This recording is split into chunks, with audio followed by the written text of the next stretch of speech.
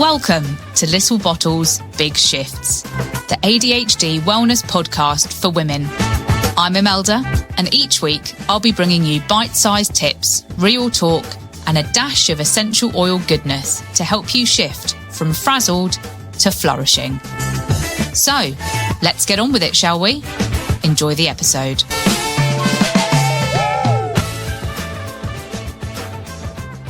Hello, lovely people, and welcome back to Little Bottles, Big Shifts, the podcast where we chat about ADHD, everyday magic, and finding ways to make life work with our brains, not against them. Today, I am so excited about my guest. She is someone I have been dying to chat to because, honestly, her work has not only saved my sanity more times than I can count, but has genuinely changed how so many of us approach the daily chaos of running a home, raising a family, and just trying to stay vaguely on top of life.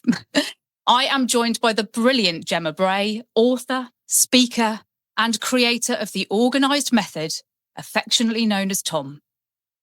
What started as a simple no-fuss cleaning routine has grown into a movement that's helped thousands of people simplify their homes and reclaim their time.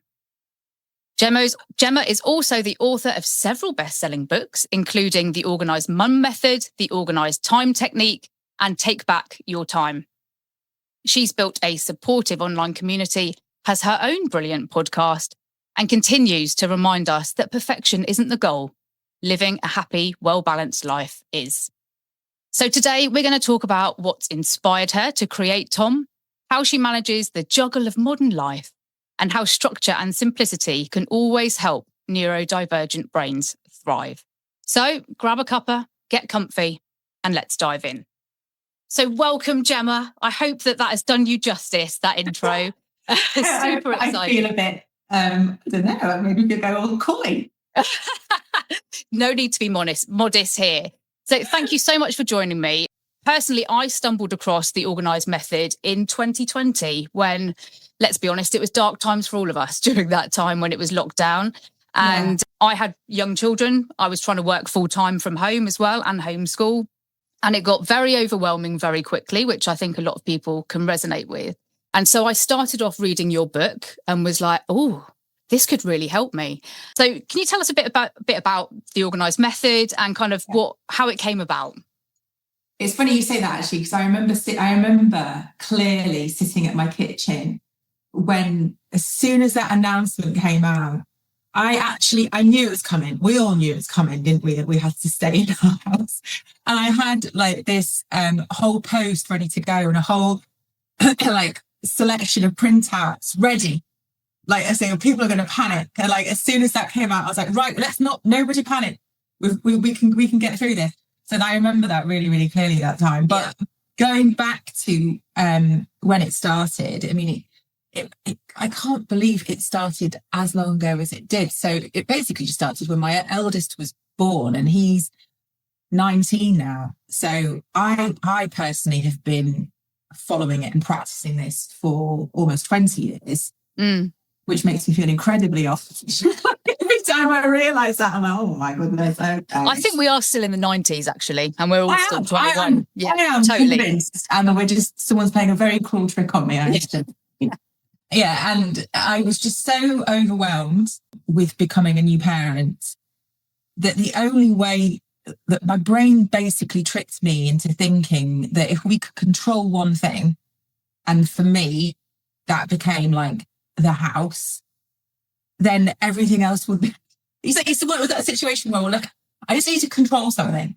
And that became like the cleaning and the housework. And it got to the point where I was cleaning all the time, and I was not really going out and seeing many my mates or like my NCT group or anything like that. And I just thought, and it was actually my health visitor who spotted it. You know, but I don't know if they still do.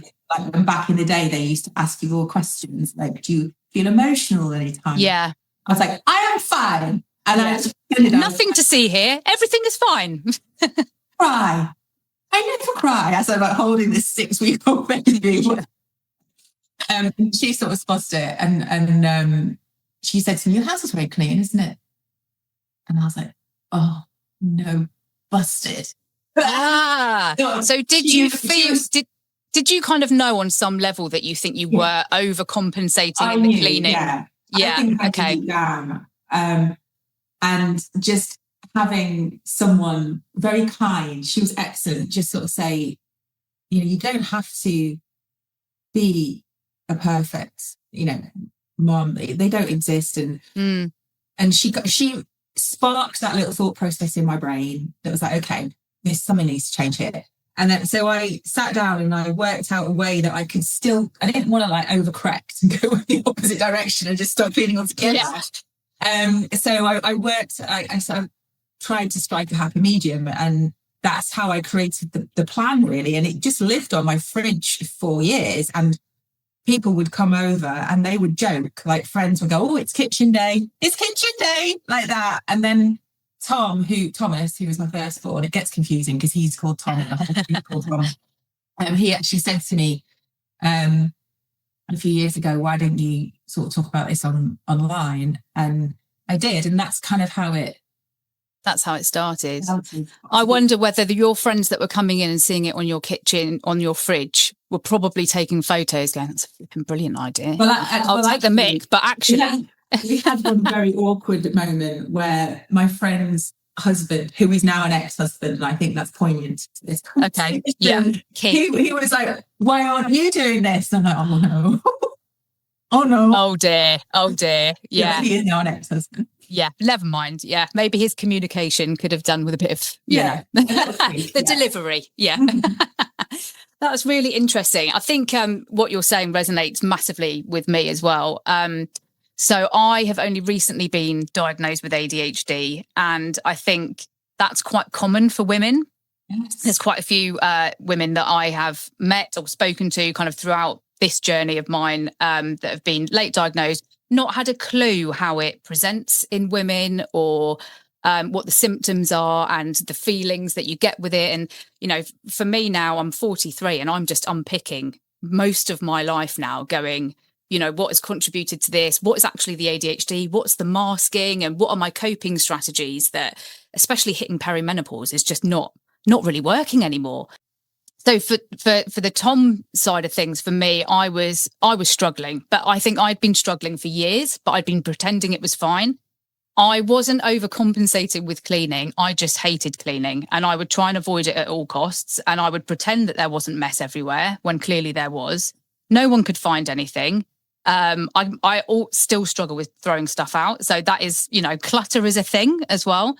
And then just having that structure that you introduce in your book, I was like, I think I can keep on top of this. And as you say, like, as you start going through the weeks and you kind of hit that repetitive, right, it's this, and it's just half an hour. It's just right, do your living room on the Monday and, so on and so forth. And you do start seeing those little incremental changes that you just stick to. You don't think about it too much. You just get on and do it. It doesn't take over your life. And you start to see the changes really quickly, actually. And I think that was the biggest thing for me. It wasn't a massive shift. It was just a little and often. And then you do start to see the benefits of that. I think so. And I think it's really easy to fall into an all or nothing trap. Yeah. And that is something that I have to consistently battle with. Like I naturally want to be, if I'm not on 100%, what's the point? Yeah. I think so that's something that I have to sort of talk to myself like all the time about. And it's so easy just to be like, well, like, if I can't do it perfectly, then what's the point in trying? Yeah. And it can be such a barrier for lots of us. Yeah, I agree. And I think, there is that kind of perfectionist element to things where it's like, well, if I can't do this perfectly, why should I even bother trying? And it's trying to just retrain your brain a little bit to be like, well, actually, firstly, I'm going to coin two of your phrases. One of them is good enough, which is just it resonates so well with me. And the other one is being your future friend, which I use in daily life all the time of like, okay, if you're not going to do this now, what does that mean? And like, where are you going to end up? So it's just kind of thinking ahead. It's that phrase, the phrase that basically fits anything in life. And what makes me laugh is that my kids have now picked up on it. So when he's 17 in a couple of weeks, he comes in from school. He prizes his shoes off his feet, right? He never undoes the shoelaces. Yeah. Because he just wants them off. Yeah, immediately. And in the morning, he's like struggling. And then the amount of times I've just sort of looked at him and he's gone, I know I wasn't my future friend last night. Like, no, I know. And now you're struggling with your shoes. And you can say that with just a look now, can't you? He knows exactly what you mean. It's like, Yeah, somebody wasn't their future friend. Yeah, it's interesting. And I think with teens as well, I've noticed this myself, that I expect them to understand all of this almost immediately. Like, my son is 15 in a couple of weeks. He's taller than me now. So I feel like he's almost an adult. He's not at all. Like, his brain hasn't fully formed. It's not fully functioning yet. That won't happen probably for another 10 years. And so I have to remind myself, actually, he does need those little kind of looks or reminders, or just remember you need to do X, Y, and Z before tomorrow, because if I leave it all to him, it's just never going to happen. But as a very quick aside, my eldest, who's 19, who's Thomas, who inspired Tom, has just gone to uni. And it's so difficult. It's like trying to learn how to do that over WhatsApp, like those little reminders. Oh, yeah. It's just like, how do I do this? Yeah. So he's just communicating me with pictures of food that he's made, just to tell me he's still eating. And I hope it's not just a pot noodle. No, he's doing really well. Oh, brilliant. That's awesome. That's awesome. I was thinking you could get Hello Fresh at uni, couldn't you? Yeah, not the uni budget. That's also true. Yeah. The Aldi version, maybe. Yeah. Yeah, that's a whole different chapter that is only a few years away for me, really, when you think about it. So if anyone's out there wants to do a business, do like a uni version of HelloFresh, I think it might take off. That could work, couldn't it? I don't have enough hours in the day. Someone else student digs or something. I don't know. Oh, anyway.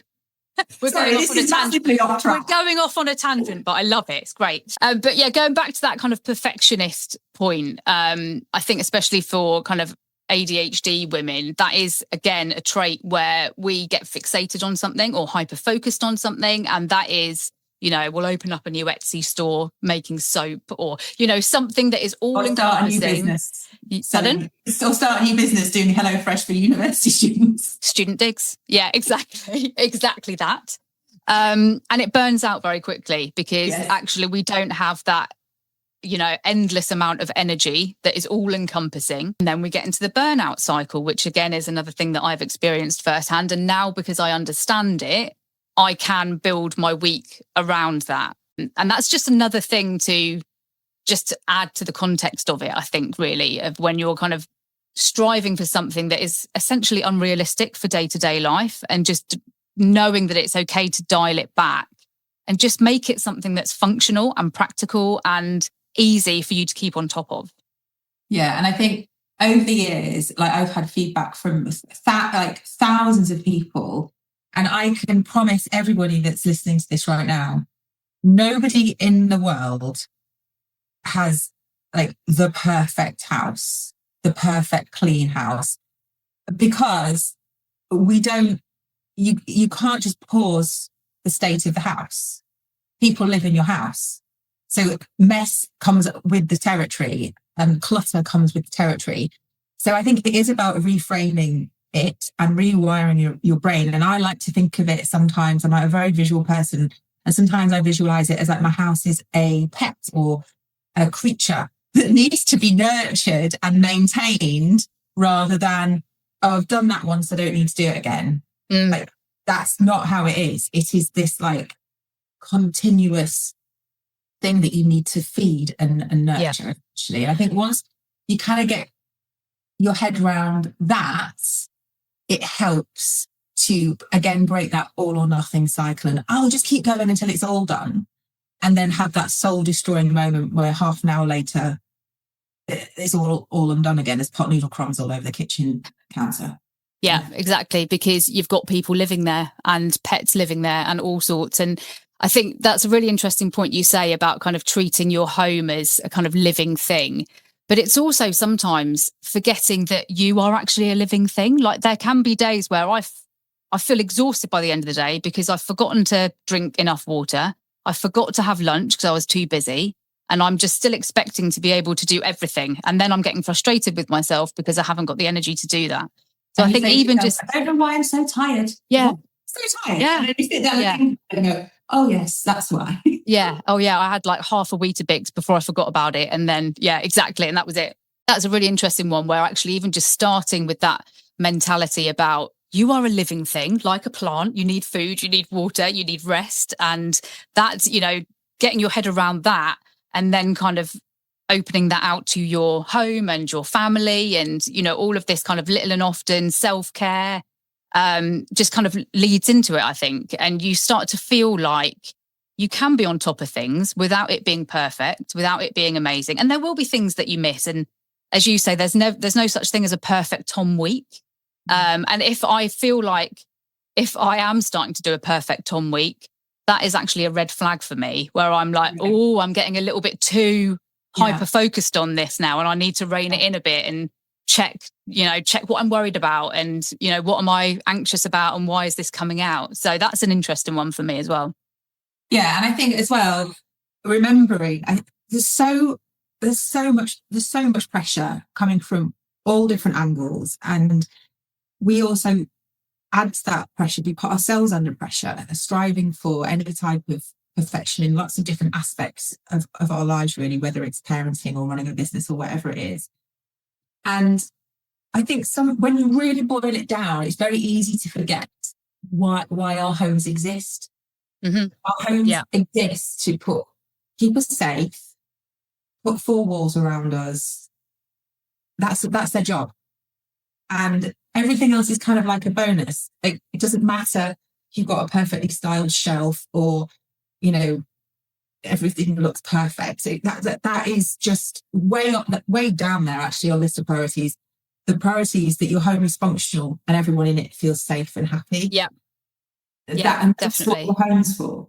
Your home's for your family and not for the gram, to be honest, is it? So this is the kind of thing you've got to think about just make it happy. Your kids aren't going to remember a really tidy living room. They're just going to remember really fun Christmases where mess was everywhere. And, that kind of those kind of memories that are being made in your home is what you need to focus on rather than blitzing it every day and being exhausted from it. Yeah, but it's difficult though, because at the same time, the state of your home can have an either positive or negative impact on your mental well-being. So it's striking that balance in between, and it's constantly walking that tightrope of, okay, is this really going to bother me in 5 days' time? Or is it really important to me that this is done right now? And just constantly checking in with yourself. And everyone's priorities is different. So working out what your priorities are. It could be that when you come down in the morning, it's really important to your mental state that your kitchen is clear. Because if you come down to an untidy kitchen, puts you in a bad mood, and then that it puts you in a bad mood. So if you can sit down and work out what your non-negotiables are, that's a good place to start, really.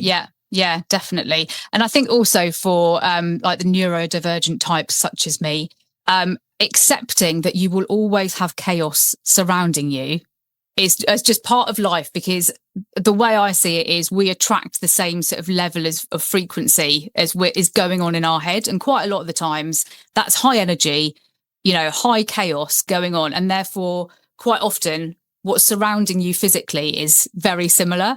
So I've just had to accept that my house is always going to be chaotic. I've got 2 children. I've got a husband that leaves things everywhere. I've got 2 cats and 2 dogs.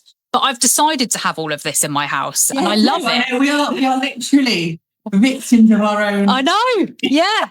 And then I get really annoyed because there's fur everywhere. It's like, well, it is going to happen, guys, So it's just being realistic about what you want in your daily life versus what impact that is going to have, really. And it's funny. It's funny, really, because when I started this, obviously I followed it privately for years. And then recently, when I first started talking about it online, there wasn't really a lot of people didn't really talk about ADHD as openly as we do now, which is great. People talk about it as much as they do. And because people start talking about it more, like you say, more and more people are getting later, being diagnosed later. And so people would say to me a few years ago, this is really helping me. And I literally knew nothing about this whole community of people. And then when I started the guided cleaning sessions, again, I had no idea that like body doubling was a thing. So like there's like a little add-on to Tom where if you feel like you need me kind of talking you through it or on your shoulder whilst you do 20 minutes and keeping you on track, then you can listen to like a cleaning podcasty thing. And I started to get all this feedback from people saying, oh my goodness, this is what I needed. It just keeps me on track. And I think it's so healthy. I can't think of a better word. It's so healthy that everybody's like, so many people are talking about it. Yeah. And openly interested about it. Yeah. I just think it's a great thing, because for a long time it was a very closed subject. Yeah. And people would say to me, I was like, I don't know the answer because no one talks about it. And I've never really been in this space. But now it just seems to have opened right up. And I think it's great. I think you're absolutely right. And I think that's one of the reasons why I started this podcast, because, you know, I stumbled across the ADHD whole thing. And that was off the back of my son basically getting in trouble at school pretty much every day when he hit secondary school. And I was like, well, this is, you know, I think someone mentioned ADHD and that he might have ADHD symptoms. And I was like, well, that's ridiculous. He's just exactly like I was when I was at school. And then the penny kind of dropped and I was like, oh, maybe I need to look into this a bit more. And then that basically resulted in both my son and I being diagnosed within about a month of each other. So we've been on this journey together, which is really interesting. But what it does highlight is the differences between kind of women and men or boys and kind of how that displays. And even going back to my teen years, I would not necessarily be, you know, hyperactive, but I would just lose focus, get bored, be really easily distracted. So your body doubling, you actually introduced me to that term in the first place. This is way before I even, like, ADHD was even on my kind of dashboard at that time. And all I knew was that it really helped me. That's all I knew, was like just having you in my ear. And I knew that you were keeping me to time. You were telling me what to do. It was like, I don't have to think. I actually don't have to think for half an hour. This is lovely. You know, obviously now I've got my diagnosis, whether people listening have got a diagnosis or can just relate to the symptoms of ADHD, that body doubling, I think, is an absolute game changer. Well, the reason why it came about was because I was doing like weekly like check-in calls with people, because people wanted and needed like accountability and motivation. And like we'd have a group of women on a call every Monday morning. And I was like, guys, we've been chatting for 45 minutes. I'm pretty sure we could have done all the cleaning in 45 minutes. Like, I was thinking something seems wrong. And then I said, just leave it with me. We need to think this through. And I just thought, if I can create almost like a workout, but this is what we need to do. And I recorded like 3 sessions thinking this is, I'll just need to give it a go. But like you say, for some people, it just was like, oh, okay, this feels nice. Yeah. For the rest is history. Like I exist in like this room most of my life with headphones on, talking to no one, absolutely nobody, going, and now it's time to move on to the loo. Yeah. 90 seconds grabbing the toilet. I'll keep you to time. Off you go. And then it's almost like a personal challenge. And now even things like emptying the dishwasher, I get like a dopamine drop. As soon as I know I've got to do it, I'm like, oh God, I hate this. And then I could just go, you know, inserts wake word here, smart speaker, set a timer for 5 minutes. And then I race myself to get it done. And then, you know, and then all of a sudden I've made it fun. And that's all I need just to kind of get me over the starting block and kind of get started. Yeah.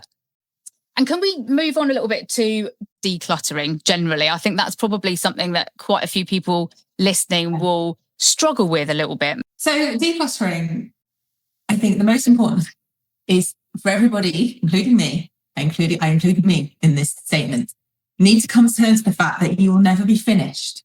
This is not a finite situation. Yes. The things are coming and going, leaving, entering your house all of the time. Mm-hmm. So it's not a one-time done situation. Mm-hmm. And you again can fall into that all or nothing trap where you're like, well, I haven't got a whole weekend to do the garage, so I'm just not going to do it. Yeah. Or the loft or whatever. And then what happens is the area that is, because everyone's got a space in their home where the clutter likes to go to. Mm-hmm. It becomes like a clutter magnet, and mess attracts mess. So like if you see a pile of clothes, what's one more t-shirt thrown on that pile? Do you know what I mean? Yeah. Then it kind of breeds. So switching your head to thinking, right, I'm always at some point in my life going to be on, there's always going to be something that needs to be decluttered, whether it's underwear or whatever. So how can I break this again, like you said, into small things, even if it's just 5 minutes? Like I've got 5 minutes before I need to leave to get the kids or whatever. I'm just going to do that drawer or do some of that drawer. And it kind of tricks your brain into thinking that it's not a massive big deal. And again, you get that little dopamine hit at the end, and our brains like progress. And that is my biggest tip. Just don't leave it all to one big session. It is exhausting. Just do it in small bits, even if it's 5 minutes. And there is nothing worse when you start off with the best intentions and you open your entire wardrobe, so it looks like a 1980s jumble sale, and then you just like, I can't even touch it now. It's the worst thing. You were so full of life pulling all of that stuff out. Yes. And then this is going to be the best day ever. You go and make yourself a cup of tea, and then you come back and everything just drops. Yeah. And you're like, what have I done to myself? Done it again. Yeah. Done it again. I'm just going to close the door.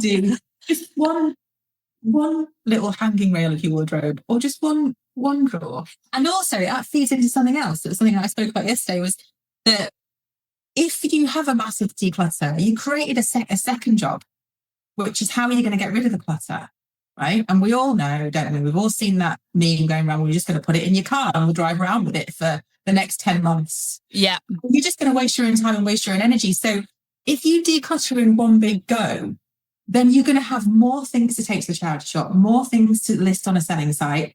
Yeah. And again, that becomes overwhelming in itself, doesn't it? Exactly. So much better to do one drawer, get the things that you no longer need in your house to their end destination, then start again. Yeah. Because no one wants to be driving around with junk in their trunk, do they? Let's be honest. You don't need it in your life. And as you say, you've got to know your exits. And like my husband's bad, right? And like I will open his car and I'm like, babe. I know. I'm like, how long have these bin bags been in the back of this car waiting to go to the charity shop or the clothes bank? Yeah. I don't have time. Yeah. Yeah. The bit I find quite difficult as well is culling toys. So obviously when kids grow up a little bit more and they're going through a different phase, but then if you say, oh, should we throw X, Y, and Z out? Oh, no, I still want that. So you almost have to be like a ninja about kind of slow, like going through stealth and just like getting it out when they're at school, or, just very subtly, because that can, use up a lot of space and a lot of mental space as well of, I need to get rid of that, but that's going to be a battle and a conversation and blah, blah, blah. So again, it's another thing that's just too much. Well, my youngest is in year 6. And so, but we do have Woody and Buzz from Toy Story. They started out with Thomas and they've gone through all of the kids. So we have kept those. They are in my little memory box of things. Yeah. He has lost his cat, but he's still holding on. His pull string still works. Oh, I love that. It's like a family heirloom. So we haven't got rid of absolutely everything. But again, it's like picking and choosing and just gently reminding yourself that, is it really worth me exhausting myself on a whole Saturday doing this? Or am I better just like do 10 minutes here and there? And I think also for me, I get emotionally attached to things very easily. And I'm like, oh no, I need this. Or I'm quite a superstitious person. So like things I'll find like, oh no, this was meant to be in my life, I'm going to keep it. And then all of a sudden you've just got crap everywhere. Basically, that's what happens. So what I try and do is think about, okay, so where's this actually going to live? Like everything needs to have a home. And I have to constantly remind myself of that. Like I am like a child most of the time in terms of like having to manage myself. So that's just something that I find really helpful, of just trying to take a breath and go, okay, if I'm going to take this and if I want to keep it, where's it going to live? You see, I'm the exact opposite. I am so ruthless. I need to be more like that. My favourite thing is a skip, like in the whole world. I'm like, yeah, my husband loves a skip, to be honest. I think we need another skip. No, we don't. I think we definitely do. And he's like, we definitely don't. And it always happens to me. So I have to be kind of the other way. Like, don't be so ruthless here. And because very often I'll like throw away something that's like broken or doesn't work, or it's just been lying there, or giving it away to someone. And then the next day I'm like, oh, I flipping needed that. Great ones, but I need it now. Yeah. Like, so I do have to try and be less. You have to rein it in. Yeah. I think my default is keep everything, but then I will go through those phases of, right, I really need to get strict now. And then I'll do 3 days of chucking everything out that I haven't used in the past 5 minutes. And exactly the same as you. Then my husband will be like, oh, where's the charger for my razor? Oh, like, you know, so then you have to buy a new one from Amazon. Yeah. So, don't know where. Yeah. Have you tidied it away, Gemma? Yeah. No. Yeah, definitely resonate there. The other thing that I struggle with a little bit, just living in a busy household with other people in the house as well, quite often just find that I feel like I'm moving stuff from one place to another. And that is like 90% of my day of like, right, this has got to go here and no one's put anything else away. And I think you did mention it in one of the guided cleans about doom piles. Does that ring a bell? Didn't organise, only moved it. Yes. Yeah. Didn't organise, only moved. That sums me up to a T. Yeah. I think as well, loads of us, because realistically, it's like, do you know when you're moving home and you have a box for this and a box for that? There's always a box of stuff that never quite has a category. So I think realistically, to think that absolutely every single item in your home has a place to live or fits neatly into this little category is a little bit unrealistic. There are going to be things that are like that move fluidly through the house. But yeah, the doom piles, like and that goes back to decluttering. You're spending your time and you're spending your energy just moving things from one place to another, which isn't necessarily a benefit to anything. Yeah, exactly. And then all of those items are taking up valuable space, and, you know, whatever it is, it's another thing to be responsible for, to think about. And one of the worst culprits of that is stair baskets. Oh my God, I've got a stairs basket. I went through a phase of really wanting a stair basket. And I got a stair basket, and then I realised that this is just a mess receptacle. I feel like opening this door and just going to get it and picking it up and showing you it's full of stuff, and probably has been full of that stuff for, I would say, at least 3 months. Probably. Yeah, and then it becomes a mess receptacle that then sort of creates its own job of putting everything in the mess receptacle away. A bit like big handbags. I have a big handbag. I love a big handbag. Yeah, but I will fill it. Yeah, just stuff that I don't need, and like the bigger the space, the more receptacles you have, the more you will fill it. Yeah, exactly. Which actually then leads us quite nicely onto the other element of it, which is the time management piece. Because, you know, in terms of just chipping away at cleaning for just half an hour a day, obviously then frees you up to do whatever else you want for the rest of that day. But I think also it's about kind of being realistic with how much you can achieve in a day, which again, I think is another thing that a lot of people listening that might be neurodivergent struggle with, of just having unrealistic expectations of themselves and maybe of others, what can be achieved realistically kind of during the working week / the weekend without hitting burnout. Yeah. I think one of the handiest things that we can all do from time to time is do a mini audit of how we are spending our time. And I can tell you now, every single time I do one, a lot of it's spent scrolling on a phone. Yeah. But that's what they're designed to do, aren't they? Reel us in. Yeah, exactly. Keeping me on that phone. And I like to kid myself that it's work research, but it isn't really. Watching Taylor Swift videos is not work research.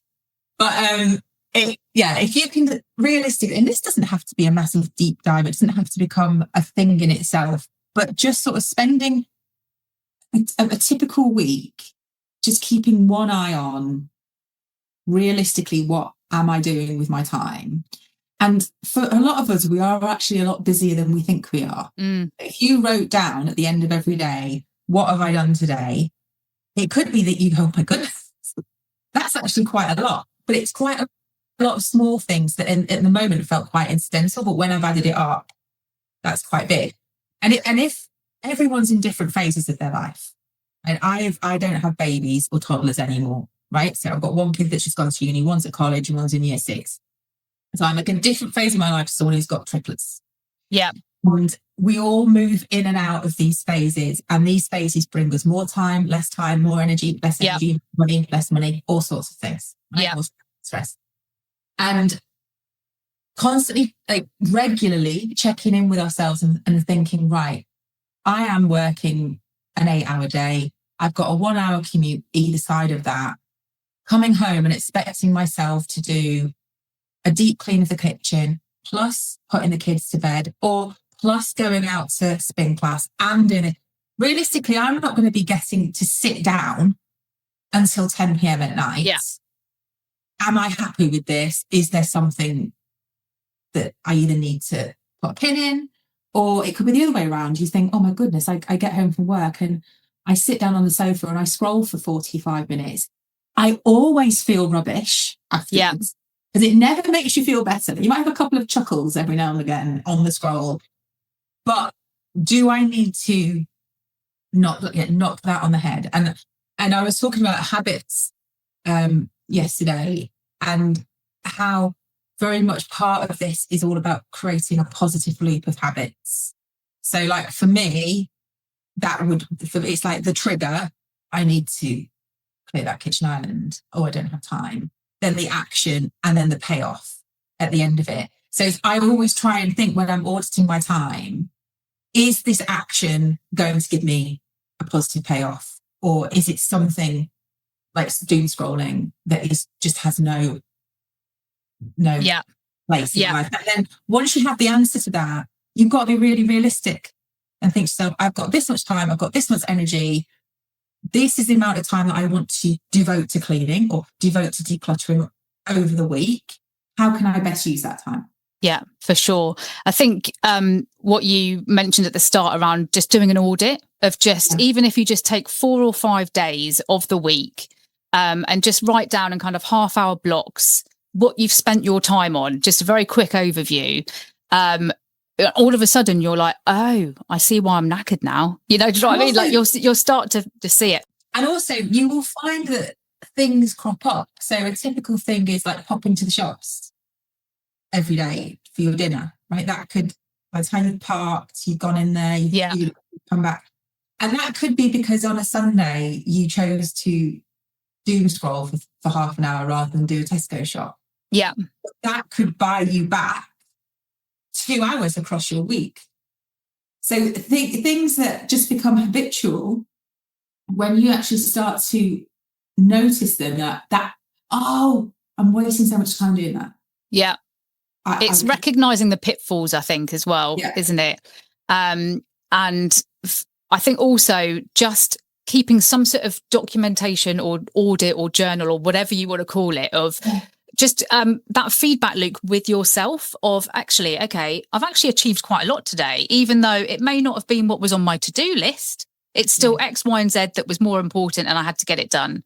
And without that kind of feedback loop, you forget the achievements. And I think for ADHD brains, we're kind of almost hardwired in that negative mindset of, I'm exhausted, I haven't even done anything today, all the washing still needs to be sorted. And, you know, then you just kind of get into that repetitive burnout phase. And what I tend to do now, even though I just didn't really buy into journaling for years and years and years, I was like, it's a waste of time. Now I've got into a system where even if I just write a couple of sentences a day and I've got a little notebook with top 3 priorities for today, and then a bit of a feedback and, any scribbles or doodles. And so I've just got something where I can dump stuff and then I can review it. And that for me has been hugely helpful. And I was in one of my first jobs, a lady actually, I saw her doing something very similar. Like she'd sit down every morning at work before she makes herself a cup of tea, and then she'd get her notebook out. And then she would look at what had happened, at what she'd written the day before, and would work out if she needed to carry anything over to today, and then make her list of like however many priorities. And then she'd write, and then it would always be like a rolling. Yeah, that is basically what I do. Yeah. But it has to be written. I can't do it on the laptop or on my phone because it doesn't carry the same weight for me. I know that sounds weird. It's like, it has to be. Weird. I've tried it. Yeah. I've tried it, but has to be pen and paper. And if I'm having to carry something over, I have to rewrite it for that day, because then it's like back in my brain for today. Yeah, I think I don't know if that's a generation thing, but so many of us, I'm 44, we're just give us a pad. Yeah. And I'll be all right. And a bullet point list, and I will be fine. Yeah, exactly. I think that probably is a generational thing, but the amount of times that like I'll be in a meeting and there's people on their phone. I'm not pen and paper. Yeah. And there's people on their phone and I'm like, how rude. And then I remember they're writing notes. They're actually texting their friends. Yeah. Jotting down notes, Gemma. We won't be doing that anymore because AI is going to be taking over soon. So there's that element as well. That's even more terrifying. It is. That's a whole different podcast, I think. Yeah. Save a tree, sticks to the pen and paper. Well, actually, you wouldn't if you're doing paper. Recycled trees, but just recycled paper. Yeah. Whatever you can find. The other thing that I just wanted to touch on as well is another thing that you have really helped me with: Christmas planning. And the overwhelm that can come with that can be pretty full on for some of us and for some people listening. And I think your approach of actually starting in September might make some people feel a little bit sick. But I think for me, again, it's that little and often, and then you're not kind of ignoring that it's about to happen until the 23rd or the 24th of December, when you're frantically trying to get everything organised. I think I get told off every year when I start talking about it. I talk in the first week of September, but I'm okay with that. I am willing to take that. I also think if mince pies are already in the supermarket, it's game on. And they're in by August, aren't they? So go at me. Go and speak to Tesco's. They've got a whole seasonal aisle. You want to take it over with someone? Go to Tesco. Exactly. But so like I think it's a very similar principle. The amount of time, I'm going to sound so old when I say this, the amount that Christmas has changed since I've been doing this whole job is immense. Like, people say things to me. I think someone mentioned some sort of day or like a reindeer day, or I don't even know what that means. I don't know what it is, but like more and more things have been added. So elf on the shelf, our elf, in case there are any little ears listening to this, our elf had to go back to see Father Christmas on extremely urgent business, and he said it's fine. There's elves come and visit the houses. There's like Christmas Eve boxes, 1st of December boxes. All these are new things. Yeah. And all these are new tasks. Yeah. They might look lovely and romantic, and they're lovely and romantic, but they're all additional things. It's extra things to prep for. Yeah. And spend money on and spend our time on. And I look at time and energy like cash. It's a budget, right? So we can't really overspend, because if we do, then you end up in debt somehow, either physically exhausted, like, and burnt out, or like financially exhausted and burnt out. So how can I spread this, both my time, my energy, and my money, over this period of time, so that I am not in a massive ball of stress second week in December? And that is basically the whole principle. We just do a little bit every week from the 1st of September until the 1st of December, and every little bit counts. It doesn't matter if you haven't ticked off the whole list, at least you've done something, and I think it it's much easier to fit into our busy lives if we're doing a little bit, rather than having a mass panic 20th of November thinking, oh my goodness, Black Friday, that started when I was, that sends me into, I have to turn everything off on Black Friday. The input coming into it's too much, isn't it? Yeah. I have to step away, because it tricks me into thinking that I need to do more and I've not done enough. Yeah, there's the Black Friday, then there's Cyber Monday. Cyber Monday. There's all sorts going on. Like, just give us an Argos catalogue and we'll be happy. Do you know what I mean? That's what we need to go back to. Catalogue and a highlighter pen, and everyone. Exactly. Yeah, Organised Christmas. Like, from now until the beginning of December, I'm like probably my busiest time of year, and then I give myself December off, and then I start again. Work starts me again on Boxing Day.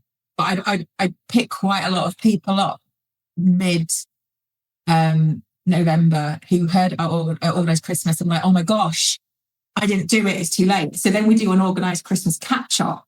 Like, I didn't know this. At the end of November, to sort of get everyone back on track. Back up to speed. And by the time I get to December, I am Christmased out. And I'm done. Yeah, no, I get it. And I think what I find really helpful with the whole Christmas planning thing that you've pulled together is every week there is a focus and there is a little list that you can get of like, right, this is what you need to be focusing on. And correct me if I'm wrong, but I think you have done Keep Me Company sessions for each of those as well, haven't you? So, you can have just the list and just, crack on and manage your own time. Or there is that option of the Keep Me Company, which is like a little podcast in your ear. Just if you need, if you're like have a tendency to go off on a massive tangent and have said to yourself, right, I'll just do an hour, and then 3 hours later you're still going. For some people, it's nice just to have a full stop. I mean, right, we're done now. Let's go. Do something else. Yeah, exactly. And it just helps with that kind of time blocking of, right, I've got 30 minutes and I know that I can stick to that because I will have this on. And and it does, I think it really helps with that kind of ring fencing of time management, which can be a real struggle for some people. Yeah, I think it's just dead easy to get carried away, because like if you're Christmas shopping or you're booking tickets and the internet's blinking at you and like there's lots of like, come and have a look at this, and then you go down all different types of pathways, it's really easy. So just having, say, compartmentalizing that time and sticking to the intended time.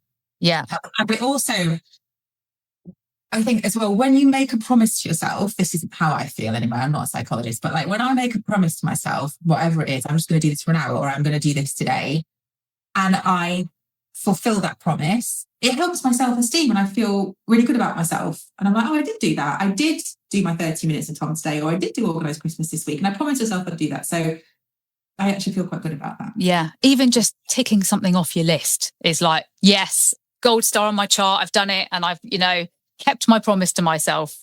And I think it's also just managing other people's expectations to make sure that you don't get kind of carried away in the Christmas tsunami that, kind of hits everyone. So I'm quite strict with my children of they've basically got a deadline to get their requests in, and it's before December, because after that, I know that they are going to be on social media and being bombarded by things that they actually don't need, but they really think they want immediately. So it's just trying to manage that a little bit as well of, what's going to happen. That we're all going to start getting manipulated massively, and just making sure that we're all kind of aware and can observe that, really. And there's two things as well. The first thing is there's only so many weekends in December, right? So don't overcommit yourself socially. Yeah, definitely. There's only so much time. And also, this happens to so many people. You buy the things, and whilst you're looking at them unwrapped, this is actually a psychological thing, and I don't know what the name is. Someone did tell me years ago, but I can't remember it. It looks enough. And then the second you wrap it, it looks like, oh my gosh, I've not bought enough stuff. Yeah. You start There's definitely a trap, isn't there, of like of panic buy. Panic buy plastic tats that you only end up decluttering a few months later. Yeah. So just you have to just trust. You put trust in the process that you've done what you need to do. Everyone is going to be happy. And I think it's also just making sure that, buying too much stuff for your children because you think they're going to really love it and enjoy it quite often they can just find that whole thing quite overwhelming as well. Like I've seen that with my own children. Yeah. My youngest, he opens the presents, plays with the presents. Yeah. And I'm like, yeah. It's lovely. It's lovely when you get to that stage, I think. Yeah. Like he's taking this one thing at a time. Yeah. And then there's no pressure to like get all of the presents open like before 8 o'clock in the morning. Like it's a much more relaxed environment, I think. If there's not a huge amount, and you know, they're quite happy to open one thing, appreciate that thing, play with it, whatever, and then move on to something else. And my dad, I never taught him that. That just came to him naturally. I was like, oh. Yeah, I know. I think take the credit. Just remembering, stick to your budget, time and money budget, and your social battery budget. Because I don't have a big social, I've got a very small social battery, so I have to be very intentional about who I spend my time. Your social tokens, yeah, exactly. And also remembering that you will get that. We call it the Christmas itch. You will get the Christmas itch at some point where you think you haven't bought enough, and you'll panic buy more mince pies or more stocking fillers. Don't do that. Don't need to. We'll end up decluttering it in a few months' time. Yeah. I think maybe just put that kind of ADHD mentality of give it 24 hours. You see something that you think you desperately need, just like, right, write it down or save the link or put it in your basket and then leave it 24 hours. And then just with that thought process, you can then be like, actually, no, I don't need that, to be honest, or he or she doesn't need that in their lives or whatever it is. So it's just putting a bit of space in between the impulsive buying, which we're all very good at. Thank you so much. This has been an awesome conversation. And I think that anything I've said, but I know that I've enjoyed it. Well, that's all that matters, isn't it, really? You can listen back to it when I share it with you. I know at one point I said something like save the trees. I don't really know what you did, yeah. That was about AI. But we'll use that as the soundbite. But yeah, thank you so much. Lovely to chat. And really appreciate your time. Thank you so much for listening to this episode of Little Bottles, Big Shifts. I hope you found something within my ramblings helpful or inspiring. Remember, you're not alone on this journey. We're all navigating our own unique paths with ADHD, and sharing our stories can make all the difference. If you've enjoyed this episode, please consider subscribing so you never miss an update. It would also be amazing if you could spare a few minutes to leave a review. I'd love to hear your thoughts, questions, or topics you'd like me to cover. Also, feel free to connect with me on social media. And if you know of anyone who might find this podcast useful, please do share it with them. And more importantly, be gentle with yourself. Embrace your strengths, learn from your challenges, and remember, every step forward is progress, no matter how small. I look forward to sharing more insights and stories with you next time. Until then, take care and stay curious.